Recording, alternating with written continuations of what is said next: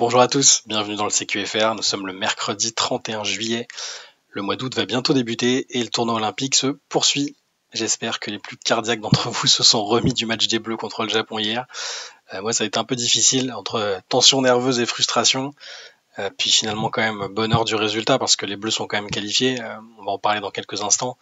Mais voilà, c'était un match assez particulier. Avant qu'on revienne dessus, je vais vous donner dès à présent le programme de la journée dans ce tournoi olympique. Chez les garçons, la Serbie affronte Porto Rico pour essayer de lancer son tournoi à 17h15. Et ce soir, Team USA va essayer de se faire un peu moins peur qu'en préparation face au Soudan du Sud à 21h et probablement pour essayer d'éviter des commentaires désagréables de Gilbert Arenas. Chez les filles, c'est plutôt calme aussi avec deux matchs également. Porto Rico-Espagne à 11h et Chine-Serbie à 13h30. Voilà pour le programme. On va passer à ce qui s'est déroulé hier, le deuxième match de poule des Bleus face au Japon donc. Bon, commençons par le positif, l'essentiel presque. La France est qualifiée. La France est qualifiée avec 2 victoires en 2 matchs, après avoir déjà battu le Brésil en ouverture. Et la France peut, en cas de victoire contre l'Allemagne lors du prochain match, finir à la première place de son groupe, ce qui serait un bel accomplissement. Pour ce qui est moins positif, je pense qu'on est quand même nombreux à avoir été un peu déçus de ce qu'on a vu. Pas du scénario finalement, parce que, enfin en tout cas de l'issue, forcément une prolongation, des tirs ultra clutch, c'est pour le spectacle c'est toujours intéressant, mais pour la confiance qu'on a malheureusement dans l'équipe pour aller loin, c'est le match d'hier n'a pas forcément aidé. Les Bleus nous ont fait totalement flipper. Disons les choses comme elles sont. On a tantôt été déprimés, découragés, un peu excités quand même sur la fin, mais jamais vraiment rassurés, je trouve, par ce qu'on a vu. Les Bleus ont donc battu le Japon après prolongation 94-90. J'imagine que la plupart d'entre vous ont vu le match, mais pour ceux qui ne l'auraient pas vu, on peut parler de miracle, tout simplement.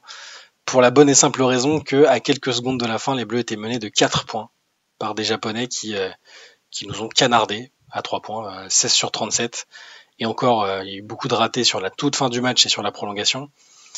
Les Japonais qui étaient en 5 out avec 5 joueurs capables de shooter, totalement décomplexés, un 5 de petite taille.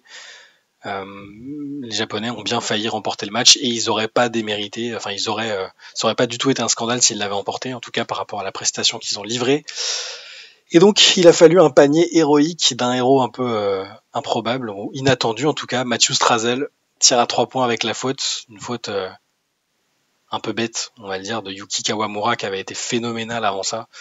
Il finit avec 29 points au compteur, le petit meneur japonais. La faute, elle est très légère. Il pose sa main sur la hanche de Mathieu Strazel, ça se siffle pas toujours. Techniquement, ça peut être considéré comme une faute. Et là, ça a été considéré comme une faute. Je vois que sur Twitter, les Américains parlent d'arbitrage maison. Ils évoquent aussi ce supposé arbitrage maison pour l'expulsion de Rui Hachimura pour une deuxième faute antisportive sur une faute en empêchant Rudy Gobert d'attaquer le cercle, une faute certes assez franche, mais qui semblait pas forcément mériter une antisportive. En tout cas, le règlement a été appliqué très très très à la lettre, et ça a privé les Japonais de leur meilleur joueur pour la fin de la rencontre. Et donc, après cette faute-là, les Bleus ont réussi à arracher la prolongation, puisque Mathieu Strazel a marqué son lancer franc et donc a réussi l'action à 4 points. Et derrière, en prolongation, Victor Wembanyama a pris les commandes en prolongation pour finir avec 18 points, 11 rebonds et 6 passes.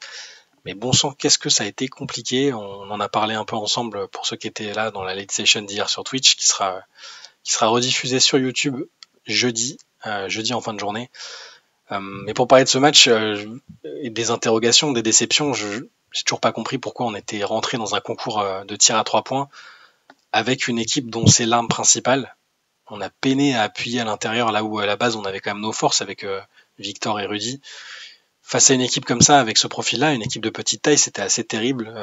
On a manqué de qualité sur les postes extérieurs, manqué de fluidité dans le jeu, ça ne circulait pas très très bien. Il y a des individualités qu'on n'a pas vues forcément ou qui ont été en difficulté, d'autres qui se sont un peu réveillés. Evan Fournier a manqué des shoots, mais il a quand même finalement été plutôt intéressant, ou en tout cas il a tenté des choses. Il a mis un gros shoot aussi en fin de match pour essayer de combler le retard de son équipe. Mais ça semble quand même insuffisant pour une équipe. Vous voyez, on se demandait si ce qu'on serait capable de faire contre le Japon par rapport à l'Allemagne, en s'étalonnant par rapport à l'Allemagne, vu que c'est le rival dans ce groupe, et même plus loin pour une médaille. Les Allemands ont passé 20 points à ces Japonais sans jouer un basket incroyable, mais en s'appuyant sur ce qu'ils savent faire, et ça a marché. Là, les Français, par séquence, un tel et un tel ont pris des responsabilités. On a vu des bonnes séquences de Gershon Yabusele qui finit avec 13 points. On a vu des bons passages de Victor Wembanyama qui, je le disais, a fini avec 18 points. Evan, 14 points, mais à 5 sur 18. Et à côté de ça, pas grand-chose sur le plan collectif, quoi. Pas vraiment d'assurance. Beaucoup de tirs à 3 points dans un premier temps, avec de l'adresse. Et puis, au bout d'un moment, l'adresse s'effrite et on n'a pas vu grand-chose, quoi, finalement. Donc voilà, les Bleus qui, si je vous donne un peu de quelques stats, 42,5% d'adresse, une adresse à 3 points très très très honnête, même très bonne, 15 sur 37, 40%. Et ce héros improbable, Mathieu Strazel, qui sortait d'un match où il était titulaire contre le Brésil, mais où il avait joué que 4 minutes en tout et pour tout derrière. On pouvait se demander si Vincent Collet allait le relancer. Et il n'était pas titulaire, il n'était pas première rotation, et finalement c'est son activité et son sang-froid, son culot, qu'on fait que les Bleus l'ont emporté. Il a joué 22 minutes pour 17 points pour son premier tournoi olympique, pour sa première compétition, même avec les A. C'est quand même une belle preuve de caractère et de personnalité, je trouve. Voilà, au rayon des interrogations, la paire Gobert-Wembanyama a eu du mal. Même Victor, en fait, c'est-à-dire qu'on peut... Statistiquement, son match est bon, 18 points, 11 rebonds, 6 passes, c'est très bon, 30 d'évaluation. Il a lui aussi pris des responsabilités à certains moments, mais c'était fou de le voir, par exemple, être en difficulté pour poster des adversaires qui sont beaucoup plus petits que lui, normalement moins robustes.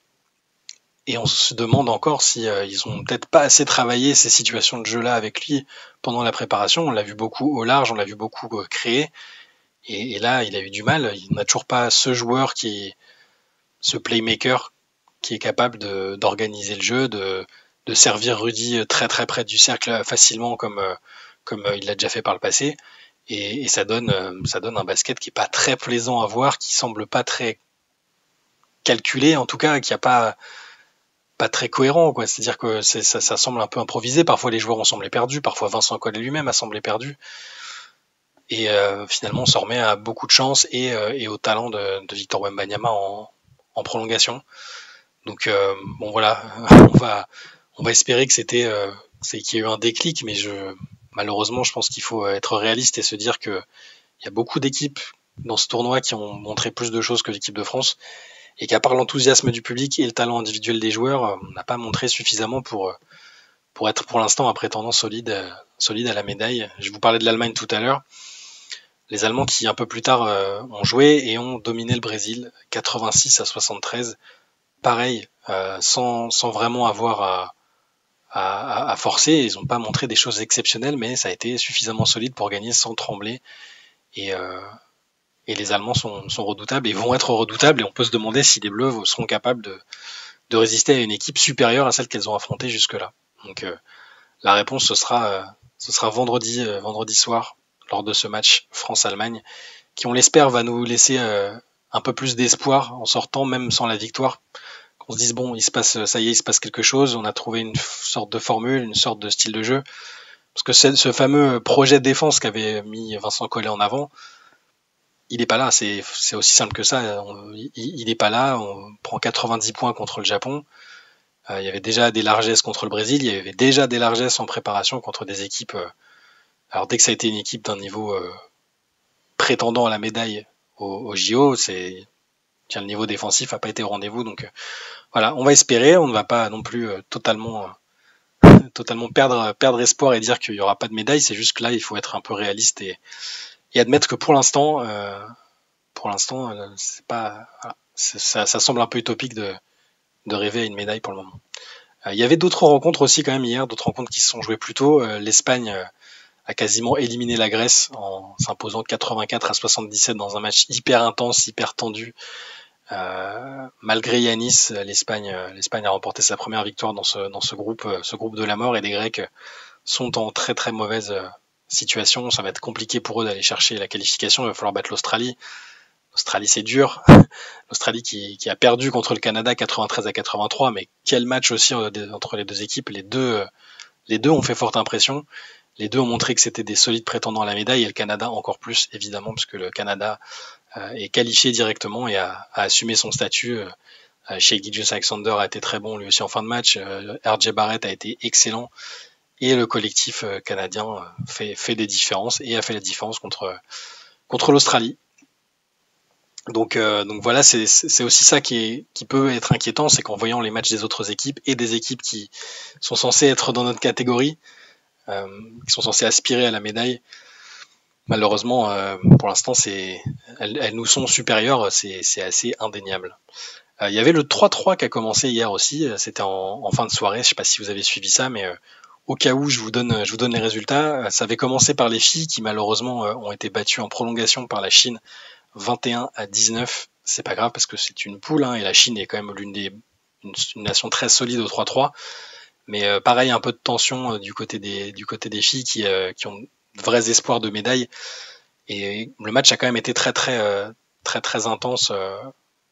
Les Chinoises ont dominé assez nettement et les Bleus sont revenus petit à petit pour finalement arracher le match en prolongation avec un panier quasiment au buzzer d'Hortense Limousin. Malheureusement, les Chinoises donc ont marqué un tir primé, un tir à 2 points par Wang Lili, leur meneuse qui a réussi avec la planche à faire mordre la poussière à l'équipe de France. C'est pas grave parce qu'il y a des matchs, d'autres matchs vont arriver, d'autres opportunités de gagner et de se refaire. Même les États-Unis ont perdu, les États-Unis qui sont championnes olympiques en titre ont perdu contre l'Allemagne. Donc une défaite n'est pas catastrophique. Une victoire c'est mieux, une victoire comme celle des garçons qui ont arraché leur première victoire dans un tournoi olympique contre la Pologne 21-19. Voilà, très bonne nouvelle pour les coéquipiers de Franck Seguela. C'est Lucas Dussoulier qui a été l'homme du match avec 9 points marqués, 6 rebonds et surtout le panier de la victoire en s'y reprenant à 2 fois, panier primé là aussi, pour battre les Polonais. Voilà, tout reste à jouer pour chacune des deux équipes. Il y a 6 matchs qui attendent encore les Bleus au féminin et les Bleus au masculin. Les Françaises vont rencontrer l'Espagne ce mercredi, ce soir à 21h, alors que les garçons seront opposés à la Lituanie à 22h05. On va s'en tenir là pour aujourd'hui, il n'y avait pas d'autres informations fondamentales. Quelques signatures ici et là en NBA, mais rien d'incroyable. Quelques wash-bombs nocturnes qui ne sont plus que des bombinettes à ce stade. Devonte Graham qui a signé avec Portland, notamment. Donc ça va pas changer la face de la NBA. S'il y a des informations, de toute façon, vous pouvez les retrouver sur basketsession.com.